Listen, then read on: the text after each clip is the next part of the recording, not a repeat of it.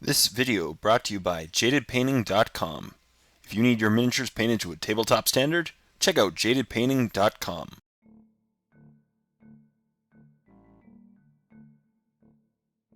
Hey everyone, welcome back to another painting tutorial. My name is Jay and today I'll be showing you how to paint this Vargard Obyron from the Necron army.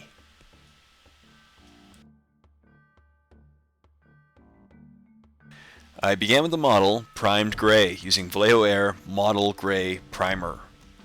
However, you can basically use any color primer you want, whether it be black, white, or gray, all have good contrast. I began by base coating all of the metallic areas on the model with Lead Belcher base color. Lead Belcher does an awesome job of going over gray primer with a single coat, so it doesn't take much and it ends up being a very quick base color and gives great coverage in a single covering. As with other base colors, if you aren't happy with the coverage after one coat, feel free to do a second one. Just make sure that you don't do too thick coats because that might obscure the details.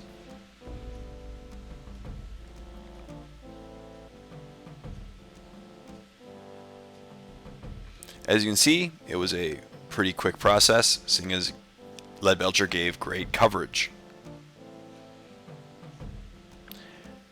When the base coat was dry, I gave a shading to all these metallic areas with Nuln Oil.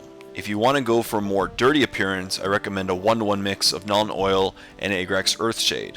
Since Obyron is very pristine, I just went with the Nuln Oil to keep it a little bit cleaner.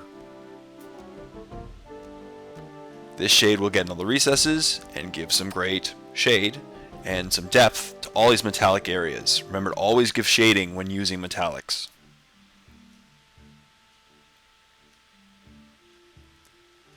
When the shade was dry, I gave a light dry brush over all these areas with Iron Breaker, the first metallic layer color associated with Lead Belcher.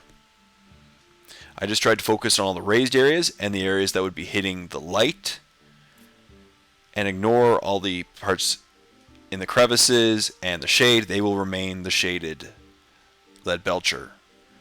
And then after that, I gave one more very light dry brush with Rune Fang Steel, only focusing on areas in which my light source was hitting.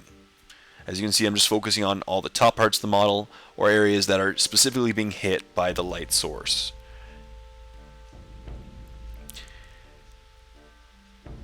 I then started on the white areas by painting them Administratum Gray. I wanted to lay down a nice gray base coat in which I will then shade and then do a gradient from the dark gray all the way to the white on all these areas. So the best part to start is to just lay down a very nice even coverage of Administratum Gray over all these areas. As you can see, I am just taking my time and making sure to get them on all the white areas and not to get any on the metallic areas that we just spent so much time getting nice and right.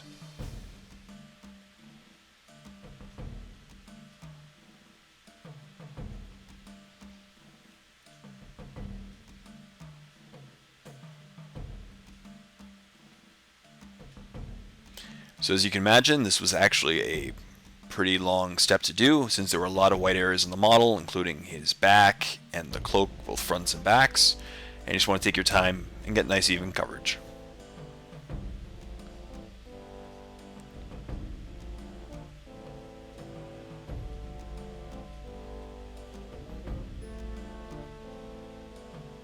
I then gave a very watered down Nuln Oil shading to all these areas. I basically used 1 part water to 1 part Nuln Oil. That way it'll get in the recesses and it will darken all of them, giving a lot of depth to these areas, but it will not tint the color so much that it will be very difficult to go over later with white paint. The goal is to just give the edges and the recesses some nice shading, and then we will go over it after. So when the shade was dry, I did several very thin coats of white scars. For these coats, I used about a 1-to-1 mix of white scars to paint thinner, and the goal is to build up layer by layer a little bit at a time. For the first coat, I covered all the areas except for the recesses and along the edges that were shaded. And then for every preceding step, I focused more inwards and away from these recesses, and I didn't paint a little bit less each time than I did the previous step. That way, as you progress step by step with this white scars, you'll build up a really nice gradient from the dark recesses to all the perfect white areas at the very edges away from the recesses. So as you can imagine, this was once again a very long time step.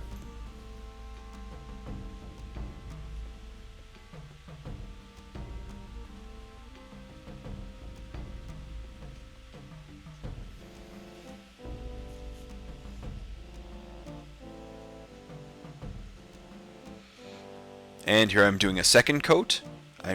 As you can see, I am going a little bit further away from the recesses with this subsequent coat, and just going more towards the center of the forehead. And then for the cloak parts, I went a little bit farther away from the edges that were shaded.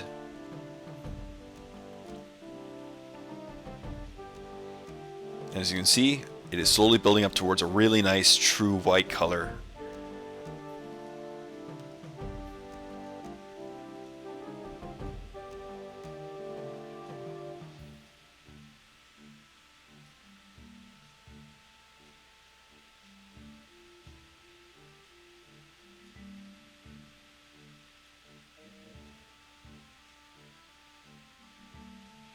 And one more time, you can see I'm doing another light coat, going even further away from the recesses. As white and silver are the two primary colors of Obyron, the third being gold, you really want to nail the white, and you don't want to just do a flat white.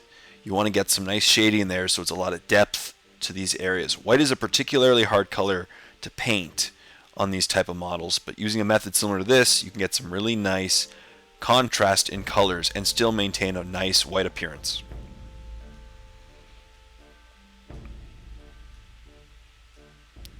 I then started on the head of the staff using Caliban green, a really nice dark base color. Though it is a base color, I did find it to be particularly thin, surprisingly thin in fact. So I had to do 2 coats to make sure I got nice even coverage before proceeding to the wash or shading and then the highlights.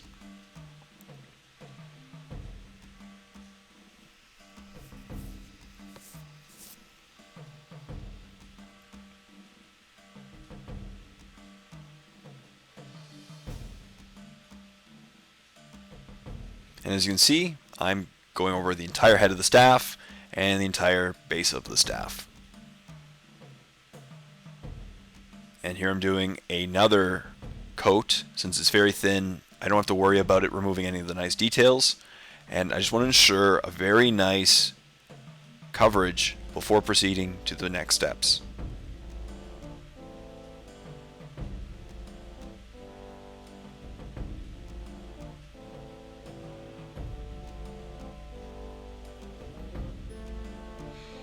And now I then began working on the symbol on the chest and the parts of his cloak, and also painted them Caliban green. And you probably won't be able to see it, but I did several coats on both of these areas as well, just to ensure a nice dark coverage.